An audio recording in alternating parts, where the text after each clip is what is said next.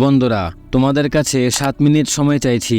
এই 7 মিনিট সময়ে তোমাদের এমন কিছু জাপানি টেকনিক শিখিয়ে দেব যে যদি তোমরা এই টেকনিকগুলোকে ফলো করো তাহলে আমি গ্যারেন্টি দিয়ে বলতেই পারি তোমরা 97% মানুষের থেকে এগিয়ে যাবে।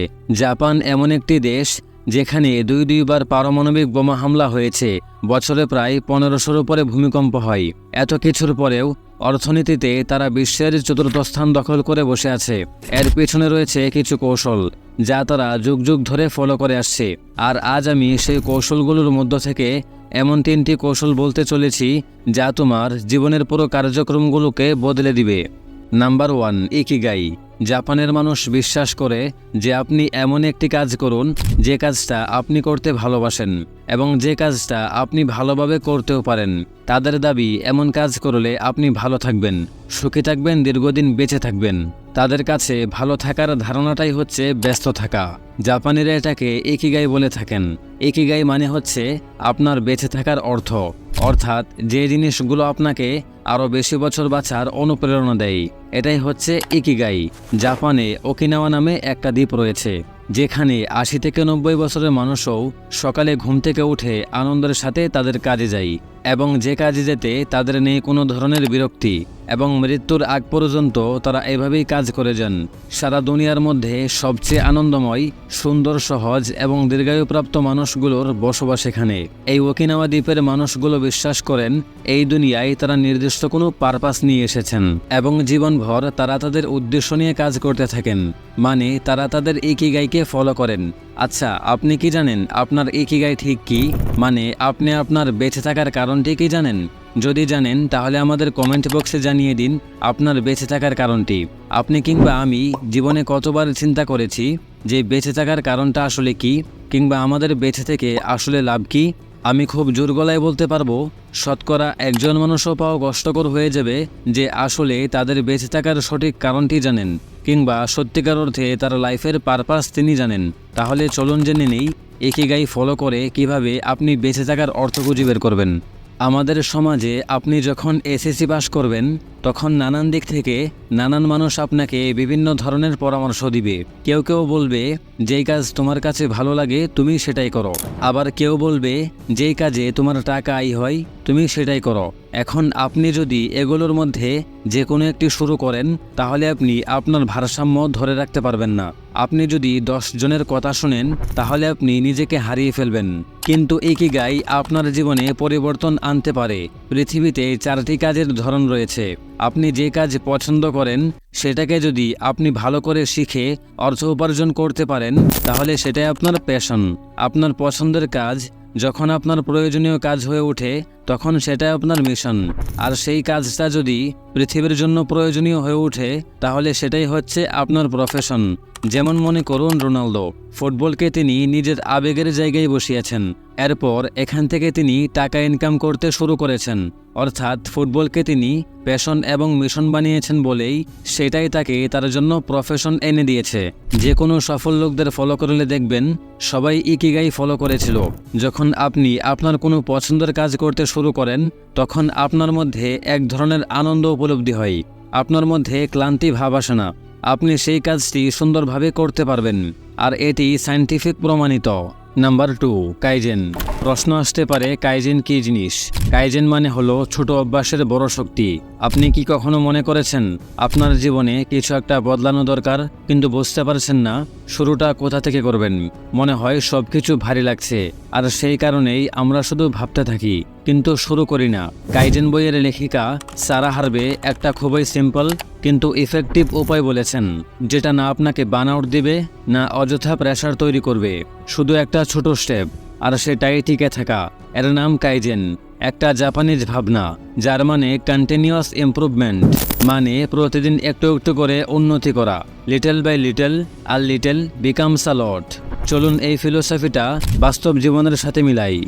যদি কোনো জিনিস আপনাকে ভয় দেখায় তাহলে তাকে এত ছোট করে ফেলুন যে ভয় নিজেই মিলিয়ে যায়। আমাদের অনেকেরই মনে হয় লাইফ বদলাতে হলে বড় কিছু করতে হবে, যেমন হঠাৎ জিম জয়েন করা, একদম ডায়েট চেঞ্জ করা বা প্রতিদিন ভোর 5টায় ওঠা। কিন্তু সত্যিটা হলো হঠাৎ এত বড় পরিবর্তন প্রায় আমাদের থামিয়ে দেয়। আমরা শুরুই করতে পারি না কারণ সব কিছু খুব বেশি মনে হয়। কাইজেন বলে স্টার্ট স্মল, স্টে কনসিস্টেন্স। আপনাকে আপনার মাইন্ডকে বোঝাতে হবে এটা তো খুব সহজ, এতটাই সহজ যে আপনার মাথা ভাববে আরে এটা তো আমি পারবো। জাপানের এক ফ্যাক্টরিতে একবার এমন হয়েছিল, মেশিনগুলো ধীরে চলছিল, কর্মীরা ক্লান্ত হয়ে যাচ্ছিল আর প্রোডাকশন কমে যাচ্ছিল। কেউ বলছিল নতুন মেশিন আনো, কেউ বলল পুরো সিস্টেমটাকেই পাল্টিয়ে দাও। কিন্তু একজন স্মার্ট ম্যানেজার বললেন ধীরে চলো, প্রতিদিন শুধু একটা ছোট চেঞ্জ করব। প্রথম দিনে একজন কর্মীর রাস্তা ছোট করা হলো, পরের দিন অপ্রয়োজনীয় এক টুকরো কাগজ সরানো হলো, তারপর টুলসের পজিশন বদলানো হলো যাতে কাজ দ্রুত হয়। ধীরে ধীরে ছোট ছোট পরিবর্তন হতে লাগলো, আর কয়েক মাসের মধ্যেই সেই ফ্যাক্টরির প্রোডাকশন দ্বিগুণ হয়ে গেল।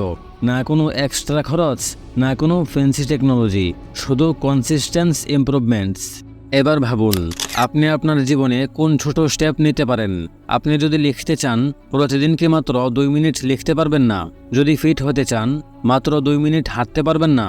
আপনার মাইন্ড হয়তো বলবে এত কম করলে কি হবে, কিন্তু আমি বলবো সবকিছু এখান থেকে শুরু হয়, কারণ মোমেন্টাম কখনো মিথ্যে বলে না। ভাবুন যখন একটি বাচ্চা হাঁটতে শুরু করে, সে তো সরাসরি দৌড় শুরু করে না, আগে হামাগুড়ি দেয়, তারপর উঠে দাঁড়ায়, টলমল করে একটা পা ফেলে, তারপর আর থামে না। এই হলো কাইজেন, ছোট পদক্ষেপ, প্রতিদিনের ছোট উন্নতি। সবচেয়ে মজার ব্যাপার হলো এই ছোট স্টেপগুলো ভয়কে চুপ করিয়ে দেয়। যখন আপনি বলেন প্রতিদিন আমি শুধু 1% ভালো হব, আপনার মন ভয় পায় না, বরং ইন্সপায়ার হয়। আর যারা তাদের ফিল্ডে মাস্টার, হোক সে অ্যাথলিট, রাইটার বা এন্টারপ্রেনিয়র, তারা সবাই এই ফিলোসফিতে বিশ্বাস করে। তারা এক্সট্রিম হতে চায় না, তারা কনসিস্টেন্সি হতে চায়, কারণ কনসিস্টেন্সি বিটস ইন্টেন্সিটি। অলওয়েজ আপনাকে সুপার হিরো হতে হবে না, আপনাকে শুধু রেগুলার হতে হবে, প্রতিদিন একটু একটু করে উন্নতি করা। তাহলে এখনও নিজেকে প্রশ্ন করুন আপনার জন্য আজ থেকেই ছোট একটা স্টেপ কি, যা আপনি আজ থেকেই প্রতিদিন নিতে পারেন। 5 মিনিটের মেডিটেশন, 5টা পুশ আপ, বা 1 গ্লাস এক্সট্রা পানি, বা কাউকে থ্যাংক ইউ বলা, শুধু একটা চুজ করুন আর তাতেই টিকে থাকুন। Number 3, Pomodoro technique. Pomodoro technique হলো কাজ বা পড়ালেখায় মনোযোগ ধরে রাখা এবং গড়িমসি কাটানোর একটি জনপ্রিয় পদ্ধতি। 1980 দশকের শুরুতে ফ্রান্সিসকো সিরিলো এটি আবিষ্কার করেন। তার টমেটো আকৃতির একটি অ্যালার্ম ঘড়ি ছিল, আর সেখান থেকেই তিনি এই টেকনিকের নামকরণ করেন, কারণ ইতালীয় ভাষায় টমেটো অর্থ হলো পমোডোরো। এই পদ্ধতির মূলনীতি হলো যে কোনো বড় কাজকে ছোট ছোট সময়ের ব্যবধানে ভাগ করে নেওয়া। এখানে প্রতিটি 25 মিনিটের কাজের সেশনকে বলা হয় একটি পমোডোরো। স্ট্যান্ডার্ড পদ্ধতি অনুযায়ী প্রথমে একটি কাজ বেছে নিন, তারপর 25 মিনিটের টাইমার সেট করুন। এই পুরো সময় শুধু ওই একটি কাজে মন দিন। টাইমার বাজলে 5 মিনিটের একটি ছোট বিরতি নিন।